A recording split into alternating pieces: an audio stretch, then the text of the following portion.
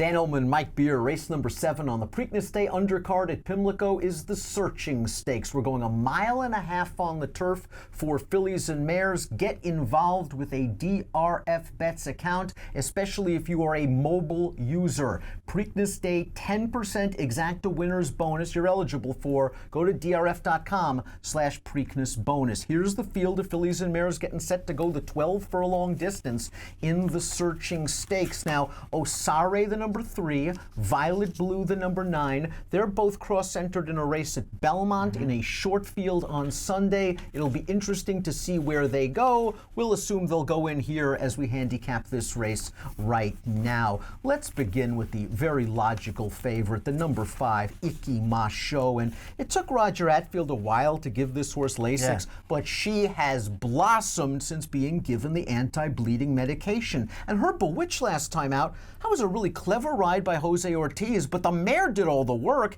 He brushed to the top with this horse, passing the stands the first time, and then that's what's known as bottoming him out. Yeah, listen, that was a great ride by Jose Ortiz. It's something that I really believe you don't see enough of in this day and age. And racing where everybody just wants to rate and go as slow as you can and then sprint for home.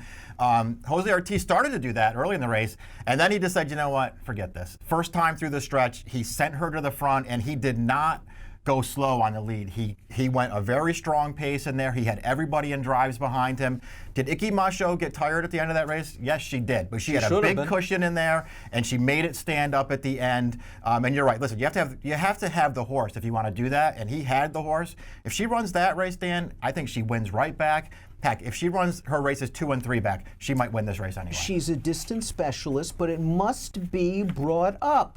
A lot of second-place finishes. That was her first win since 2017, her first win in North America. Do you kind of have to see that race again, or are you a believer right now? I don't know if I have to see it again, if only because I feel like her race 2 back, especially in the Orchid, she ran great in that race. I mean, that's the kind of effort. Did she get beat at the end? Yeah. I mean, Santa Monica's a real distance specialist and just nailed her right on the wire, but she ran really well in that race, too. That was a tough beat. Let's look at the Timeform US Pace Projector. And with Iki Macho in here, it's kind of a tough read. Yeah, that's because she's the number 5 and she's sitting 3rd, but who's to say that Jose just won't be aggressive yet again, figuring that he's on the horse that's better than the 2 other speeds. The one, So Innocent's a 30-1 shot that was on the lead last time out in the Dahlia and tired at 85-1, and now they're going to try to stretch her all the way out. I guess I could see her on the lead, but I don't think she'll be there for long. Yeah, I mean, she's a no-hoper in this race, so I don't think that Iki Macho is going to worry about her. I mean, maybe she will be on the front for a little while, but I wouldn't be surprised if Ortiz says, you know what, I'm not sitting off this horse. I think Coach Whip has a little bit of quality. Jack Sisterton, I don't think has gotten to the bottom of her yet. I like the way she won at the fairgrounds on January the 12th. Then she caught a good field. Mitchell Road, Beau Recall in the stall. I was a little disappointed in the New Orleans ladies, but again, she was kind of wide against Beau Recall. Last time out, she was up close to Iki Macho. She let Iki Macho run. She tried to chase, and she got tired.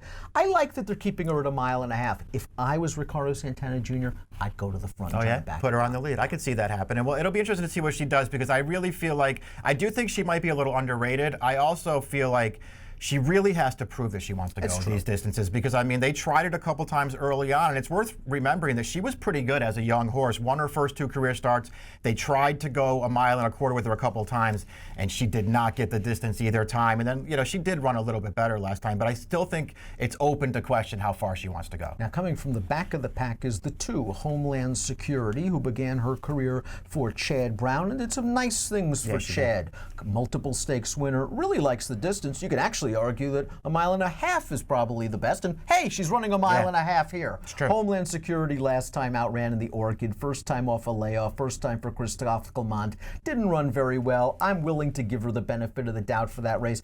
This formulator fact, I'm not sure how much stock I want to put into it, because Clement is such a great trainer. It's just so odd to see a 0 next to a Clement formulator fact. Yeah, 26 starts too.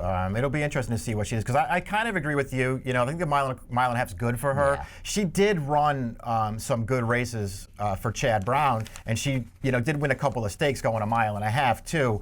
I, you know, personally didn't think those 2 stakes wins were all that impressive. But she did win them. You know, last time, I guess I could give her a pass for the Orchid. She got a great trip in that race and was empty around the final turn in there, but maybe she just needed to start. I've been trying to make Peach of a Gal the 8 for a long time now, and maybe she just has wanted to stretch out to a mile and a half all along. I thought her Swanee River was a race where she's supposed to run well. She's prompting the slow pace of Valedictorian. They're basically walking. She's supposed to run well to finish third, so that race doesn't really impress me. But last time out in the Dahlia, she kind of got bumped coming out of there. She's last early. She gets checked in traffic when she's trying to make her run. She alters course to the inside.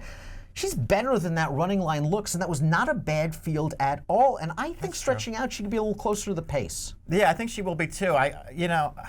I sort of understand why they're going to do this, just to stretch her out and see what happens. I think you and I feel the same way about her. I do think she's a little underrated, and I think she's pretty good. I don't know that I ever, sort of felt like I wanted her against horses like this. I mean, I think this isn't a graded stakes race, but there are good horses in here, and I wonder if she classes up. And there are some graded stakes quality horses in here to be sure. Vivina will be making her stakes debut, the number 6, but she has really improved since Phil D'Amato added blinkers to the equation. We have a positive formulator fact for D'Amato. Past 5 years with horses aged 3-year-olds and up, last out winners going third off the layoff in turf routes, 31% winners, 2.5 ROI. My main concern is she could not have gotten a hotter pace scenario than last time. It just played right into her hooves. I just don't see that happening on Saturday. No, I mean, there's some speed in this race, but they're not going to go that fast. 23-1.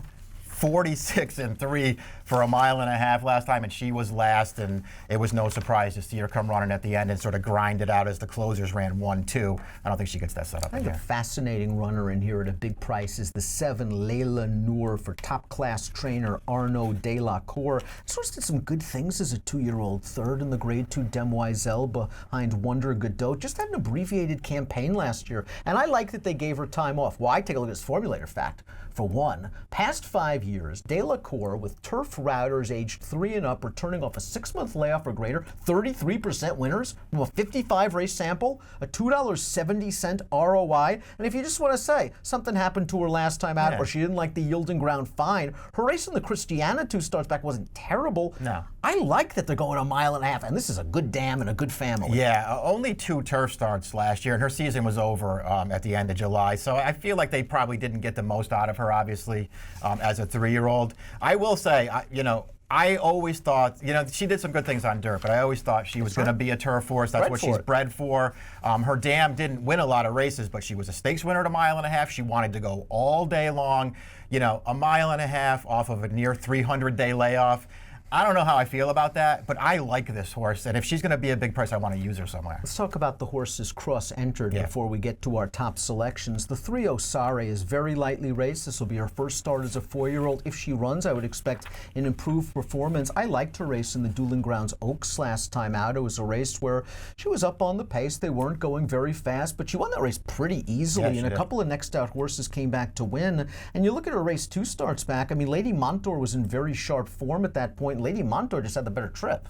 Yeah, she did. And this horse didn't run poorly at all in there. She was only second best, eventually disqualified from that. But she ran pretty well in there. I feel like the thing with her is when I watch her run, and I do think she has some talent, I think if she runs here, they got to try and make the lead. Just put her on the front, like they did at the Dueling Ground Oaks, because that's the best race she ever ran, and I think it's the best race she ever ran because she really just has one gear. When you watch her run, she goes at one pace, and she'll go at that pace for as long as you want her to go. I don't like her getting in behind horses and trying to pass horses because she doesn't have any acceleration at all.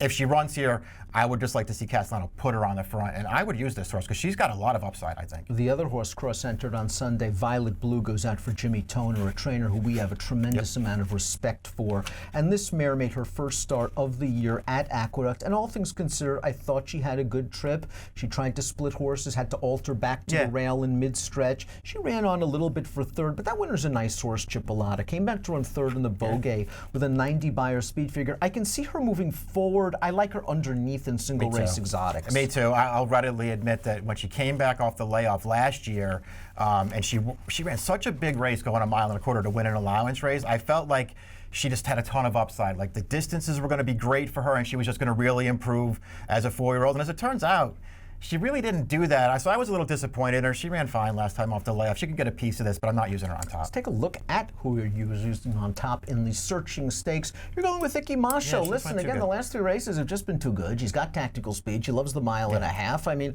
what's not to like about this horse? 5-3-7, maybe the price. 5-3-7-9 for you and here. This to me is a spread race because we have all these gigantic guaranteed pools on Saturday. I picked Coach Whip to win. I don't really love her. I think she can be tactical. We'll have to wait to see how the scratches pan out because if Osari scratches, that could be key for this filly. I'd like to see her close to the lead. I want to use 4 horses in the multis. I'm going 4. I'm going 5. Icky Masho, obviously. I want to use Peach of Vigal, the 8. I want to use Osari if she runs. If Osari doesn't run, I will substitute Homeland Security. It's a nice race at 1.5 miles. The Searching Stakes, race number 7. Bet it with your DRF Bets mobile account.